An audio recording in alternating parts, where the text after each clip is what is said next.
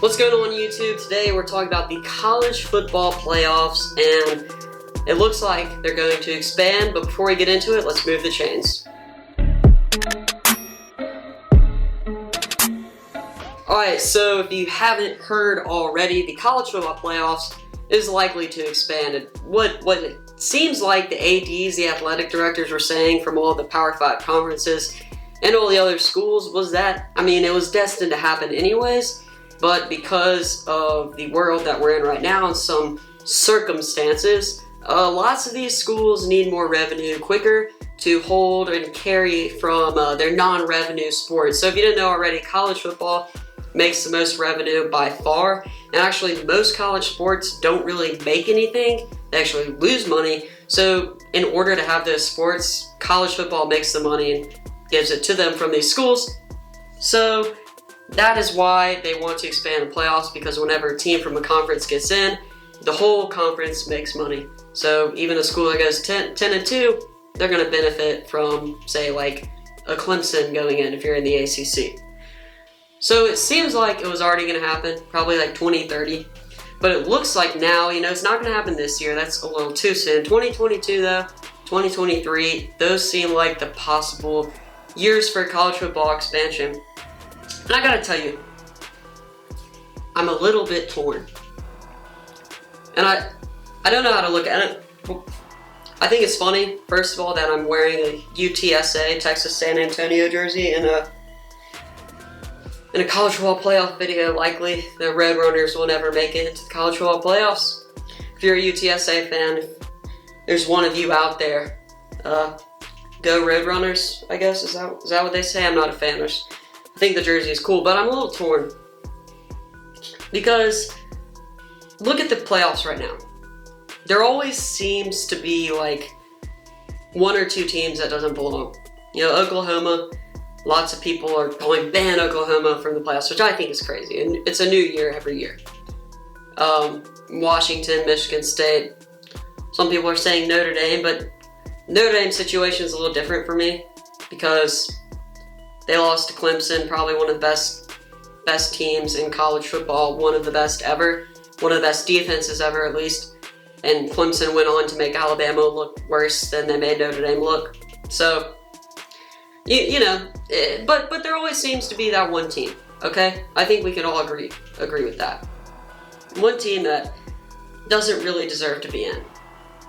Now, what happens when you expand it to 8? There are going to be a lot more than one or two teams that don't belong, and there are going to be a lot of blowouts. And if you're willing to deal with the blowouts, okay, but I think the blowouts do make college football playoffs less attractive. It shows what college football truly is, a top-heavy sport. The wealthiest, 1% keep winning. And, there's just a lot of mediocre teams, and there are just tons of horrible teams. And I think that expanding playoffs will kind of just expose or prove that theory. And then also, think about this. We always have the discussion of who should be the 4th team in. When we expand, we're going to have to be... People are going to get up in arms about the 8th team in. And it's like, really? Like, we're going to start arguing about which 8th team should be in the college football playoffs. That to me is just silly. It is. And if they do the college football playoffs, I'm assuming it'll be the 5 Power 5 champions get in, and then 3 fillers, probably group of 5 if they're undefeated. I think they would have to be undefeated, or maybe one loss to like a really, really good team in Power 5, maybe a team that's in the playoffs, or a Notre Dame. But how do you decide the other teams? Excuse me. We are very possibly going to have teams in conference championships. Say we have 2 undefeated or 2 one-loss teams in the SEC championship, maybe Alabama versus Georgia. Will that conference championship really even matter to get into the college football playoffs? Because they'll both get in anyways. So does it really matter? I think that raises a fair question. Does that championship really matter? The regular season won't matter nearly as much because all you have to do is win your conference games, You could schedule a way easier schedule. You won't have to play any out-of-conference games. Or you can just schedule bad out-of-conference teams. It makes it that much easier for the top teams to win. You know, the Alabamas, they can still schedule FCS and then Western Kentucky's or Miami of Ohio's and then play one FBS school. I don't know, play a lower tier, possibly. Like this year they're playing USC. It might be average this year. You know, the year before they played like Louisville. You know, they could just keep doing that. They could keep doing that, and it's just going to make things easier for the teams at the top to keep winning. And that's really what worries me. Teams are not going to be playing the best teams from around the country anymore. They already don't. They already do not. And we're going to get less and less out-of-conference games that are more exciting, and I just think it's going to make the college football season a lot less exciting as a whole.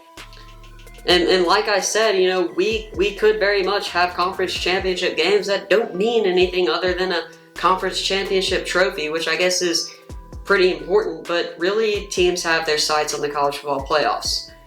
And then if you say, well, if the team loses in the conference championship, they don't deserve to get in. But you know, keep the SEC in mind. Say Florida is like right behind Georgia in the rankings, but Florida doesn't make it to the SEC championship because they lost to Georgia. And Georgia went on and lost to Alabama in the SEC championship. Do you put Florida or Georgia in? You know, depending on the score, you need more context. But that's just one of the many reasons why this will get dicey. If you think there's already problems in the current college football playoff situation, when we expand it, trust me, there are going to be more. It's going to be a harder decision to put teams in. Those other three, those fillers, you know, it's going to be difficult. And then also, Pac-12, you know, if we have a Pac-12 championship with 2 or 3 losses, they're going to, you know, Oregon wins and they have 2 losses in the regular season, 2 or 3. I mean, that's very possible. They're in the college football playoffs. Now, it's nothing against Oregon. I like Oregon. Great football team. I think that Mario Cristobal has something going there. I'm just using teams as examples. It could be Utah or possibly, I don't know, maybe Clemson gets upset by a 3-loss team in the ACC championship. Something like that. Or maybe Ohio State goes and plays, you know, they played Northwestern a couple years ago, and I believe they had 2 or 3 losses in a Big Ten championship. Say Northwestern, by a miracle, won that game. Northwestern would get into the college football playoffs if it was expanded. And would Ohio State, do they deserve to get in? So there are a lot of questions. I think that more and more problems will arise when we expand the college football playoffs. But I do think I think it's necessary because it will generate more revenue and it will help the other college sports. So with that being said, you know, to me there's no right or wrong answer. You can't be too much on one side. You got to be in the middle, and maybe a 16 playoff is the best. You know, just consolidate. That way you have Power 5, and then one team can get in. But I'm just saying, the more you expand, the more problems we're going to have with college football. That's just my opinion. Thanks for watching the End Zone. Make sure to like, subscribe, and comment so we can move the chains.